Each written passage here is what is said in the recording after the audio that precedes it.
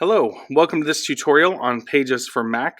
Today I am going to be discussing templates that you have available to you within Pages. When you first open up Pages and open a brand new document, you are going to be greeted with this window here. Now within this window there are many different options that you have available for the types of templates that you can use. If I was to click on all templates, it'll show literally all of them in a linear fashion.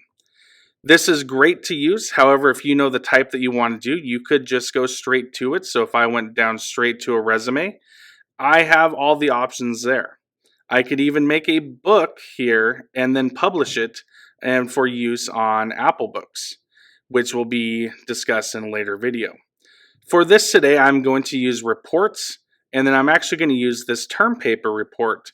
When you are here, you can double click where it says term paper, or you can just go down to the bottom and then click create. After you have done that, it'll take a second to load, and then once it is loaded, it is going to show like this. Along here, you will see that we have different placeholders, placeholder text, and placeholder images. I can simply click on the placeholder text, which will allow me to make it my own, and it'll keep all of the formatting the same. So I'm going to go ahead and change this to Pages for Mac template. And then I'm going to simply put my name in here.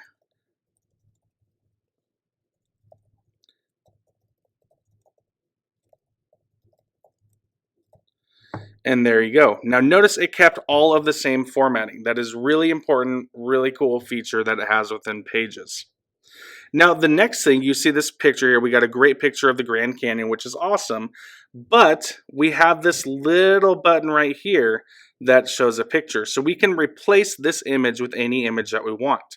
To do this, we just click on this picture down here, and it'll bring up a window which unfortunately you cannot see on the left, that will allow you to import it.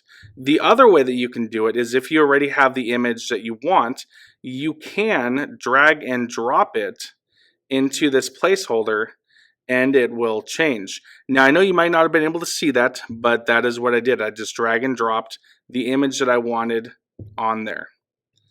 And down here, just some more placeholder text that you can use. And when you have made the changes that you want, you would simply go up to File and then down to Save, and you are good to go.